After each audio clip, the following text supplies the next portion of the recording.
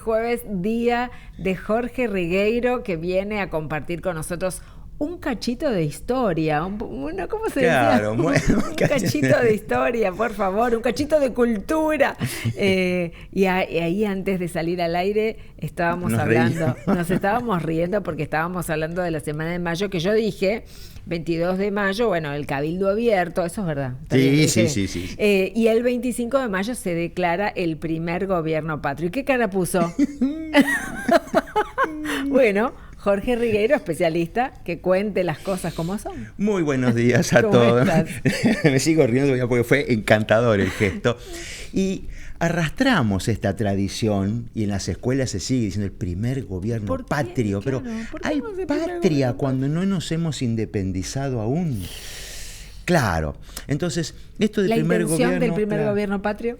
Claro, entonces, usualmente... Quizá muchos historiadores solo lo enseñan como primer gobierno urbano criollo. Bueno, y entonces también, ¿no?, es más específico, y le quitamos este porteñocentrismo de gobierno patrio hecho desde Buenos Aires, cuando el resto del interior, o el resto de lo que era el virreinato, ni participó. Ni participó. Entonces, si vamos técnicamente, lo que ha ocurrido un día del 22 de mayo es un cabildo muy importante, y vamos a ver, ¿qué es un cabildo? Cabildo es un gobierno municipal. Bien. Cabildo es equivalente de ayuntamiento para otros países latinoamericanos. Bien. O España.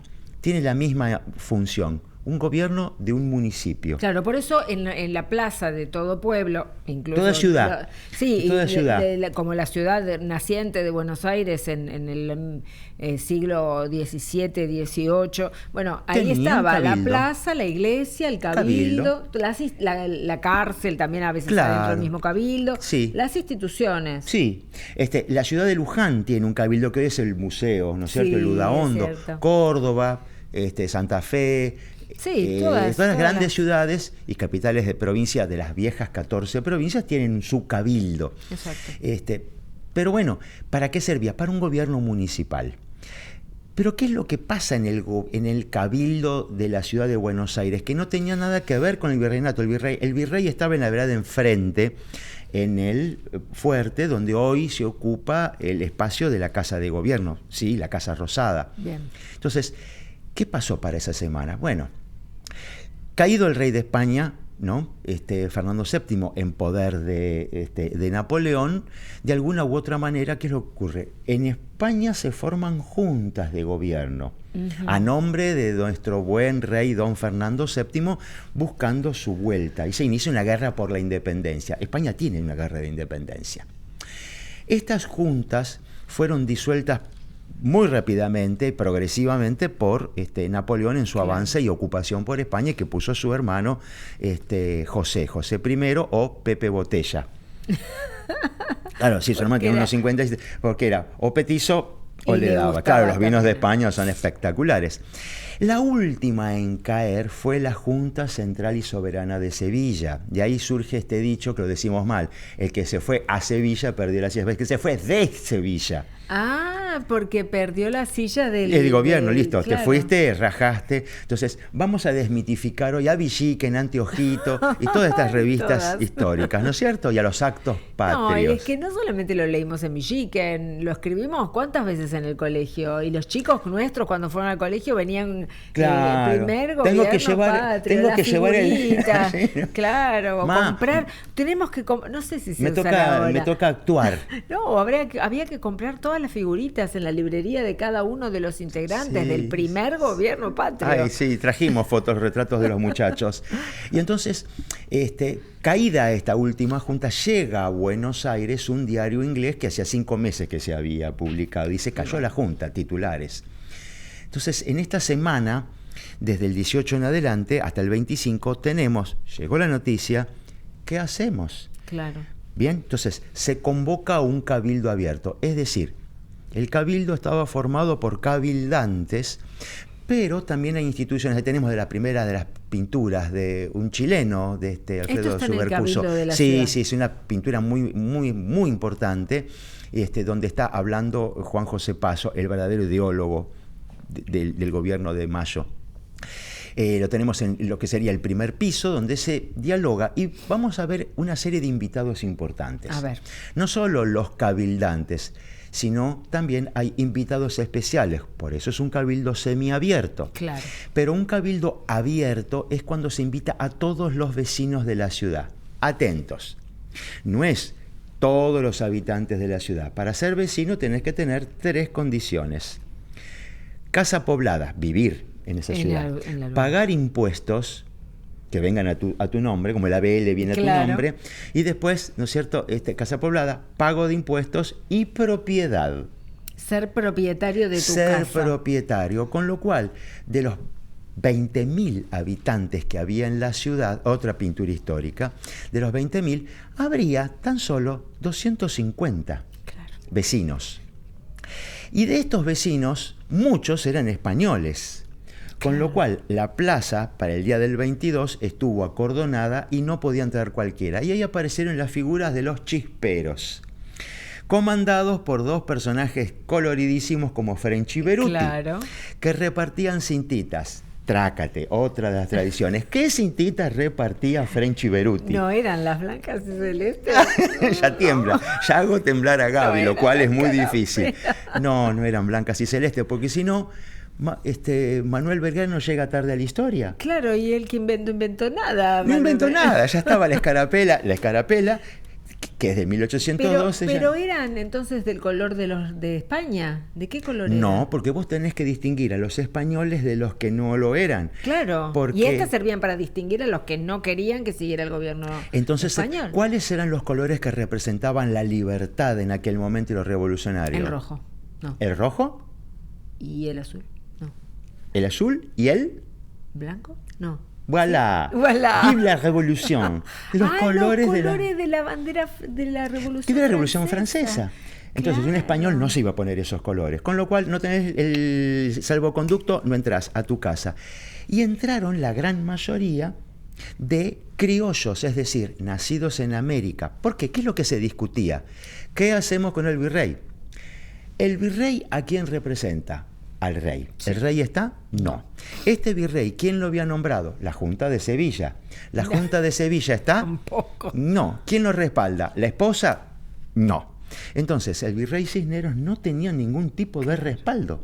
Por lo cual, lo que quiere decidir, y acá está la trampa, un gobierno de nivel municipal derrumbar un gobierno de orden real. Claro, no le alcanza. No tiene chapa, no le alcanza, no le da el piné, pero ya lo había hecho una vez en las invasiones inglesas. Claro, con Sobremonte. Claro, destituyen a Sobremonte y el mismo cabildo propone a Liniers, a Santiago, o Jacques de Liniers, que era francés, y en aquel momento la junta correspondiente había dicho: bien, nos gusta. Pero después el pobre de Liniers era francés y en este momento, cuando Francia invade España, se transforma en un enemigo. Claro. Con lo cual lo sacamos de escena. Sobre este antecedente institucional bastante irregular, el cabildo decide finalmente la suerte del virrey. El mismo virrey, Cisneros, le pregunta al comandante de las fuerzas de los patricios: Sire, no, señor, si llega a haber un asonado, un movimiento, esto Saavedra estuvo genial, digo, ¿usted de qué lado va a estar? Señor virrey, pero por supuesto, esto es muy claro, voy a estar del lado del que gane. O sea, te queda poco tiempo. Elige tu propia historia. Claro, más allá de los avatares, ¿no es cierto?, que se formó una junta con el ex virrey. El virrey fue depuesto y después fue puesto como presidente de una junta provisional a nombre de Fernando VII, sí. Todo. Esto no cuadró. Y ahí dice Manuel Belgrano, es cambiarle el collar al perro. Claro. Es el mismo perro con distinto collar. Acá tenemos este momento donde Juan José Paso, hombre inteligentísimo, el más brillante y culto del primer cuarto del siglo. Merecería una calle más importante que una chiquita. Sí, y más conocimiento, de doctor en ambos derechos. Ahí lo tenemos a Juan José Paso. Él dice en un argumento muy claro y contundente por lo cual la revolución se va a ganar. Nosotros dependemos del derecho indiano, es decir, todos los pueblos americanos puestos a la cabeza del rey de España no somos colonia, Por favor, no somos colonia, somos un virreinato. Claro. ¿Sí? Inglaterra y Francia tuvo colonias. Claro, nosotros no hemos sido partes del imperio español, para mal y para bien. Él dice, tenemos un derecho indiano, pero cuando hay un vacío en el derecho indiano, como esta circunstancia, tenemos que recurrir al derecho de Castilla para ver cómo es que se resuelve. Y por método de autoridad, si en el derecho de Castilla no existe esta figura de qué hacemos con una deposición, vamos al derecho visigótico, que es la madre del derecho de Castilla. Pero muy posiblemente allí no vamos a encontrar nada, por lo cual vamos a la madre de todos los derechos y vamos a encontrar. Si los romanos no legislaron, no existe. Y ahí encontró la figura por la cual Buenos Aires estaba capacitada a decidir aquí y ahora la suerte de todo un virreinato. Mira vos, por el derecho romano. Por el derecho romano, la figura del negotiorium gestor o gestión de los negocios. Por ejemplo, si vos te vas de vacaciones, mi querida amiga, y te las mereces, yo me quedo en tu lugar. Muy bien. Bárbaro. ¿Quién le da de comer al gato? ¿Quién te riega las plantas? Vos. Si vos estás en mi lugar, en mi casa... ¿Quién te paga los impuestos hasta que vos vuelvas? ¿Y vos? Entonces, yo te estoy solucionando a vos aquí y ahora hasta tanto vos vuelvas. Exacto. Entonces, estoy gestionando los negocios en tu ausencia porque vos no estás. Estás de viaje, estás enferma, estás trabajando, estás en otra. Alguien se ocupa. Exacto. Por tanto, Buenos Aires sería la hermana mayor de todas las provincias y las partes del virreinato para decidir la suerte del virrey y decidir qué autoridad ponemos y convocar al resto de las provincias a sumarse después. Claro. Esto mató todos los argumentos del obispo Olue, del fiscal Villota que se puso a llorar, ¿no? Diciendo, nos mató porque con la ley... Claro, rebatió todo y no significó ningún atentado a la autoridad. Claro. Buenos Aires va a gobernar por el momento a nombre de don Fernando VII. Por tanto, los chicos cuando festejan con las escarapelas, ponen esos cabildos que arman, esas actuaciones, me mira con ternura. No, es verdad, la nena rubia le hacen bucles, la disfrazan de dama antigua. Sí. El chico más alto del curso lo disfrazan de granadero. Sí. Siempre. No tiene que ver ahí, y como son chicos, no le ponen tal con el pelo para poder hacerlo de Saavedra. A uno le hacen los rulitos así para que le ponen moño, Belgrano. Sí. O sea, todos tienen un lugar. Y después los que se aprenden la mazamorrera, el vendedor de velas, todo esto. Bien. Pregunta de examen. ¿Había paraguas en Buenos Aires en esa época? Sí, había paraguas, pero no hay tanta gente que los tenga. Claro, entonces, o sea que esa foto, ese cuadro es un poco exagerado. Claro, por favor, producción. Pongamos eso. El cuadro, perfecto. El otro que es más lindo, no me gusta tanto, el que dice Fortuny. Claro, bien. Que dice Fortuny, que es un pintor que vivió en nuestro país, español y muere en Argentina y pinta el cuadro famoso que todos conocemos, donde hay dos señores que están dialogando al frente. Sí. Debe ser la figura 4 o 5 por allí. ¿Producción?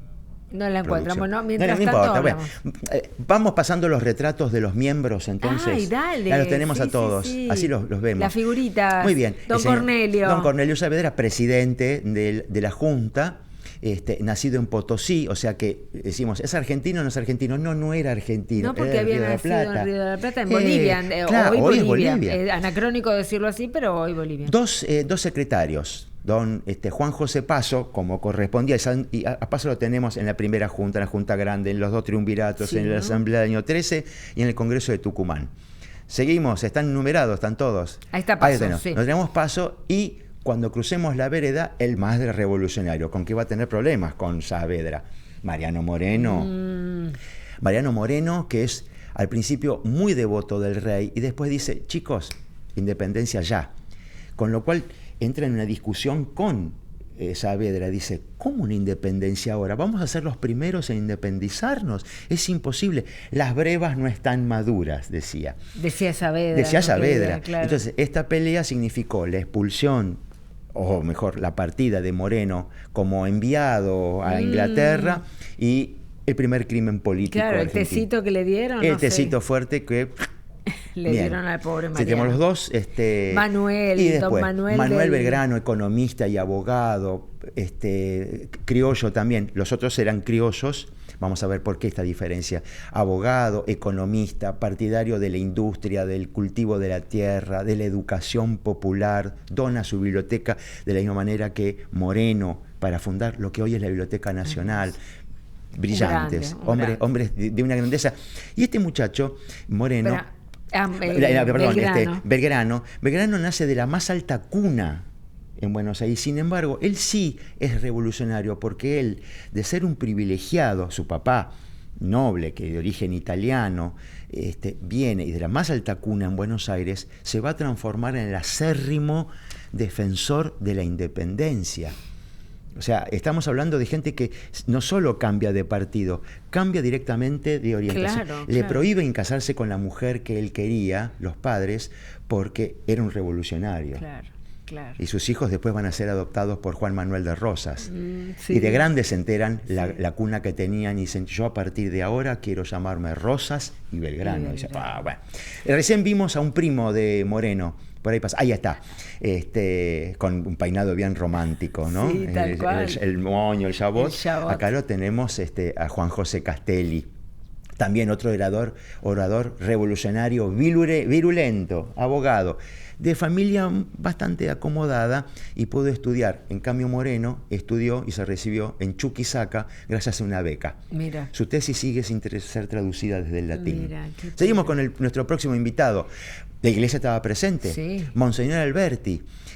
Aquí cerca tenía su iglesia, de la cual era párroco, era la iglesia de San Nicolás de Bari. Ah, claro. Que fue destruida para poder construir el obelisco y la avenida 9 de Julio. Él fue el que izó por primera vez en Buenos Aires en 1812 la bandera nacional de la torre de la iglesia. Provocó escándalo. Claro. Un cura revolucionario. Seguimos entonces con Miguel de Ascuénaga, militar y hacendado. Es el dueño de lo que va a ser la quinta, hoy presidencial de Olivos, ¿no es cierto? Que Prilidiano Pueyrredón, que están todos mezcladitos acá, son lo mismo, es el que le construye la casa. Pero nunca me gustó mucho, ¿por qué? Era el chusma de Saavedra. Era el lugarteniente de Saavedra. Le contaba todo. Bueno, le contaba todo. Y tenemos algún otro personaje más, tenemos dos. Juan Larrea. La pintura no es linda, tiene una nariz de borracho, pobre. Es muy fea pintura. Pero Juan Larrea y Domingo Mateu, los dos, el último que tenemos, eran comerciantes y catalanes. Es decir, que en el momento de hacer una ruptura o cualquier otro tipo de gobierno, no iban a estar del lado de los castellanos, sino los que llamamos realistas. Sino van a estar del lado de la revolución porque son comerciantes catalanes. Con lo cual le dicen, muy bien, no comerciamos con Galicia, comerciemos con Cataluña. Entonces ahí tenemos estos dos últimos personajes y estos 9. Ahora bien, ahí está, este es el que falta. Perdón, claro, lo había visto mal. Este es Miguel de Ascuénaga, el otro que estaba sentado era Mateu Larrea y Ascuénaga. Ahí está, Ascuénaga. Lo puse último a propósito. Mira, no le tengo tanta antipatía, pobre. No está bien que diga esto. Pobre. Pero bueno, no se portó bien. Bueno, no hay que ser chusma, che. No hay que ser chusma. Entonces, ¿qué estamos viendo? No hay un solo representante del interior ni de los sectores populares. Y tenemos abogados, militares, gentes de la alta sociedad, alta sociedad, ¿no es cierto? Curas. Y un cura que, bueno, era necesario. Siempre militares y curas en estos movimientos latinoamericanos era importante. ¿Por qué? Porque al momento de hacer una separación, se dejaba de depender del obispo de Lima. Que a su vez dependía de un obispo en España. Entonces, esta ruptura es establecer que Roma te designe un obispo y vos no tengas que pasar por encima de otro o que otro, sino establezcas directamente con Roma la relación. Con Roma. Entonces, las iglesias en igualdad de condiciones con Lima o con México, ¿no es cierto? O sea, estaríamos fundando un nuevo obispo, un episcopado que no dependa... Una jurisdicción eclesiástica aparte. Que no dependa de una sede local que a su vez depende de otra. Entonces, este es el inicio del camino. ¿Podemos llamarlo primer gobierno patrio? Si esto te llena de el corazón de amor por la tierra que te ve nacer y que va a cubrirte en algún momento, bienvenido sea. Historiográficamente no lo es. Es una semana donde estos muchachos se la jugaron entera. Sí. Y que después, cuando la revolución avance y ya empiece a olerse el aroma sagrado de la libertad, el resto de América Latina, que va a imitar a Buenos Aires, va a caer con el poder español luego de que Napoleón se retire. Claro. Y entonces va a caer luego del poder de Fernando VII. Cuando los reyes recuperen, van a cortar cabezas. Claro. Y el único lugar que resistió va a ser el Río de la Plata. Y se va a iniciar un ciclo de independencias en América Latina que culmina con la de Venezuela en 1824, gracias a la acción de San Martín ligado a Bolívar. Entonces, el ciclo de independencias, que la primera va a ser la de Paraguay. Paraguay se cierra sobre sí mismo y genera un camino interesantísimo de evolución hasta la guerra. ¿No es cierto? Que la idea... la de Paraguay? ¿La guerra de Paraguay? No, la independencia. En 1811. Claro. Entonces nosotros somos 16, claro, México tiene una en el 11 y después otra posterior. O sea, entre el 14 y el 24 es que van a ser los grandes ciclos. Y el Río de la Plata ha sido un gran modelo para otras independencias latinoamericanas. Habíamos hablado en un momento que le debemos un programa a Hipólito Bouchard. Sí. Porque Hipólito Bouchard va a ser el que lleve nuestra bandera y va a ser el símbolo de la libertad para pueblos centroamericanos. Por eso hay 4 naciones que tienen nuestros mismos colores. Claro. Entonces, tías y queridos amigos, si esto nos sirve para unirnos, para llevar la escarapela, para repensar nuestro pasado, para diseñar nuestro futuro, para cumplir aquellos objetivos que estos hombres de Mayo nos impusieron, y nuestros padres y nuestros antecesores y todos aquellos que vinieron a poblar la tierra. ¡Viva la patria! Eso, muchas gracias. ¡Viva la patria! Se la merece. Sí, gracias por la clase magistral. Sí, que dejemos la antes clase el magistral de nuestro querido amigo Jorge Rigueiro. Un placer como siempre.